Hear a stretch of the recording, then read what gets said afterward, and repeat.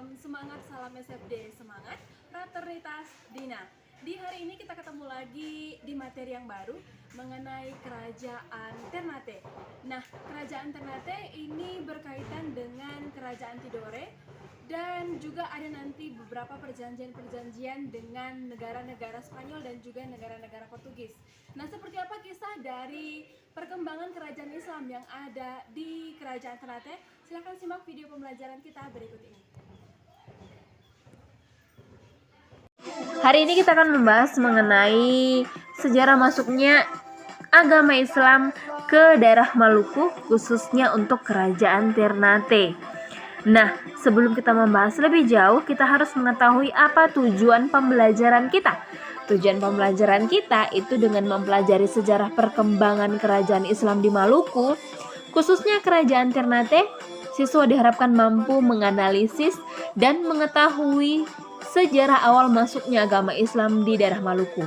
Siapa saja raja-raja yang berhasil mengembangkan kerajaan Ternate, agar siswa mampu dengan sikap rajin dan giat serta bertanggung jawab dalam setiap tugas yang sudah dipercayakan, serta selalu bersyukur dan berterima kasih kepada lingkungan sekitar akan pelajaran kehidupan yang telah diterima.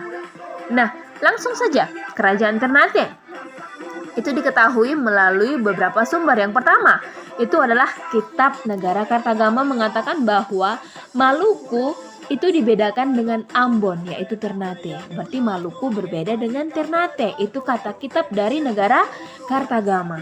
Sedangkan dalam hikayat Ternate ini mengatakan bahwa menyebutkan Moiloka ataupun Maluku itu artinya adalah Ternate, Tidore, terus Jailolo, dan juga Bacan. Nah, pada abad yang ke-14 Kerajaan Majapahit itu sedang melebarkan sayapnya dalam bidang perdagangan.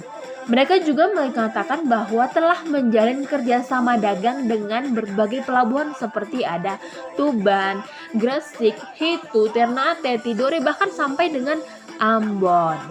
Sedangkan dalam hikayat yang lain, hikayat Ternate yang lain mengatakan bahwa keturunan dari raja-raja Maluku, baik itu Ternate, Tidore, Jailolo, dan juga Bacan ini tadi, mereka semua berasal dari Arab. Nah, keturunannya berasal dari Arab. Nah, jadi mengapa, dari mana diketahui mereka berasal dari Arab? Ini ada buktinya, karena orang-orang Arab ini pernah mengajari cara membuat kapal. Nah, selain membuat kapal juga orang Arab ini mengajari cara membaca Al-Quran dan juga menulis huruf-huruf Arab. Nah, hal itu semakin menarik yang namanya perhatian raja, bahkan sampai ke kalangan masyarakat. Jadi perkembangan ajaran agama Islam ini semakin terlihat ketika ada beberapa raja seperti Raja Cico, Pangeran Gopi Guna, beserta juga dengan Zainal Abidin. Mereka pergi keluar Jawa untuk mempelajari agama Islam. Nah, dari sini juga bisa dilihat bahwa agama Islam itu masyarakat semakin penasaran dengan agama Islam yang mengakibatkan mereka belajar ke luar Jawa. Sedangkan ada satu teori lagi mengatakan, yang dikatakan oleh Tom Paris, itu mengatakan bahwa hubungan perdagangan antara Maluku dengan Jawa itu sudah pernah terjalin dalam bidang perdagangan dan juga pelayaran. Kapal Ternate juga pernah datang, begitu juga dengan kapal Gresik. Jadi saat itu Raja Ternate sudah memeluk agama Islam. Mereka bernama Sultan Bem Akorala. Jadi pada masa kepemimpinan Sultan Zainal Abidin, Kerajaan Ternate mengalami kemajuan, baik dalam bidang ekonomi, dalam bidang dagang, dan juga politik. Jadi dia juga berhasil mempersatukan daerah Maluku Utara. Jadi semua daerah Maluku Utara dipersatukan oleh Sultan Zainal Abidin. Nah, kita tinggalkan sedikit karena dari satu perjanjian ini nanti ada muncul sedikit permasalahan di kerajaan Ternate. Itu adalah satu perjanjian yang dinamakan sebagai perjanjian Tordesillas. Jadi perjanjian Tordesillas ini adalah adanya pembagian wilayah pelayaran antara Spanyol dengan Portugis. Nah, Spanyol itu bisa berlayar sampai dengan ke benua Amerika. Sedangkan Portugis itu ke benua Afrika dan juga India. Nah, tetapi tiba-tiba mereka bertemu di satu wilayah, yaitu di Nusantara, tepatnya di Maluku. Nah, kalau saat ini itu dikenal dengan Provinsi Maluku Utara. Jadi dengan bertemunya antara Spanyol dengan Portugis di daerah Maluku, maka menimbulkan permasalahan. Permasalahannya seperti apa, Nakku? Permasalahannya itu seperti ini. Nah, Portugis tadi datang ke daerah Maluku. Kenapa mereka bisa datang ke daerah Maluku? Apa akibatnya? Nah, Portugis dan Spanyol itu melakukan monopoli dagang. Apa tujuan mereka? Tujuan mereka adalah menguasai Maluku. Jadi, Portugis itu mendekati Ternate, sedangkan Spanyol mendekati Tidore. Jadi dengan mereka mendekati masing-masing daerah, maka muncullah yang namanya pertengkaran, permusuhan antara Spanyol dengan Portugis, begitu juga antara Ternate dengan Tidore. Jadi hal itu membuatkan pertengkaran yang sebenarnya itu terjadi antara Ternate dengan Tidore. Karena si Portugis dan si Spanyol ini tadi memanfaatkan yang namanya Ternate dan Tidore. Jadi dari pertikaian itu maka muncullah satu perjanjian baru antara Spanyol dengan Portugis yang isinya singkatnya Portugis boleh tetap berada di daerah Maluku, sedangkan Spanyol itu balik ke mengangkat kaki dari Nusantara dan balik ke daerah Filipina. Itulah intinya. Nah, jadi dari perjanjian ini bisa dipastikan bahwa Portugis itu tetap berada di daerah Maluku. Nah, apa dampaknya? Dampaknya sangat besar.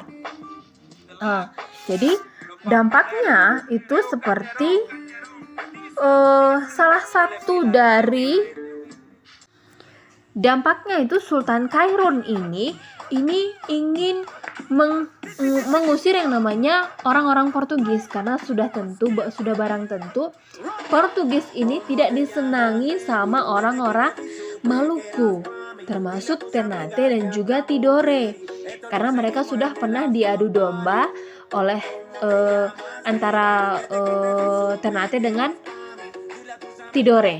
Jadi si Portugis ini mau melakukan perdamaian katanya ya antara Portugis dengan Sultan Khairun tadi.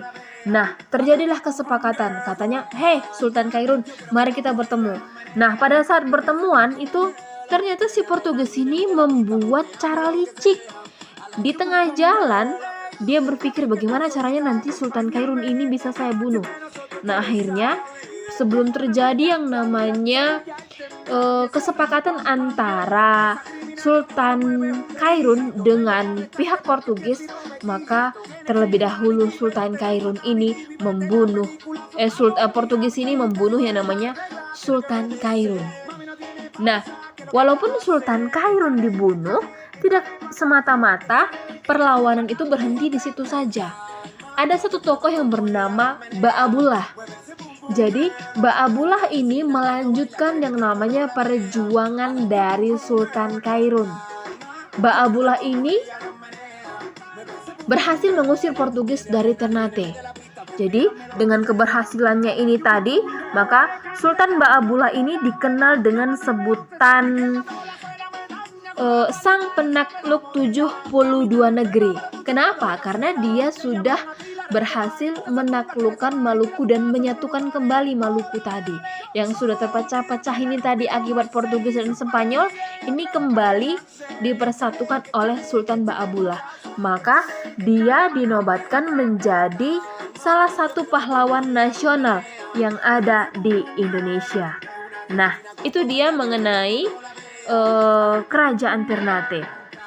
Nah, tugas kamu Yang pertama, apa pendapat Tom Paris mengenai masuknya agama Islam dan perkembangan kerajaan Ternate? Yang kedua, pada masa kekuasaan Sultan Zainal Abidin, dia berhasil mempersatukan kerajaan Maluku Utara. Tetapi dengan kedatangan Portugis dan Spanyol, Maluku menjadi terpecah dua. Apa penyebab dan akibat dari situasi tersebut? Jelaskan ya. Apa penyebab dan akibat dari situasi tersebut? Masing-masing ada 5. Penyebabnya 5, akibatnya ada 5. Yang ketiga, siapa sosok yang bernama Sultan Baabullah dan apa saja yang dia perbuat untuk perkembangan kerajaan Ternate? Jelaskan semua mengenai sosok Baabullah ini siapa. Apa saja yang dilakukan sama Sultan Baabullah. Nah, itu dia tugas kita di hari ini, ada 3. Selamat mengerjakan, kerjakanlah sambil dengan tersenyum. Dan sampai ketemu minggu depan. Salam SFD, semangat fraternitas Dina. Pelajaran kita di hari ini, gue harapkan kamu dapat memahami apa makna dibalik dari peristiwa-peristiwa yang terjadi di daerah Maluku. Tetap semangat dan ingat kerjakan tugasnya yang sudah Ibu sebutkan, ada 3 tadi. Tetap semangat, salam SFD, semangat fraternitas Dina.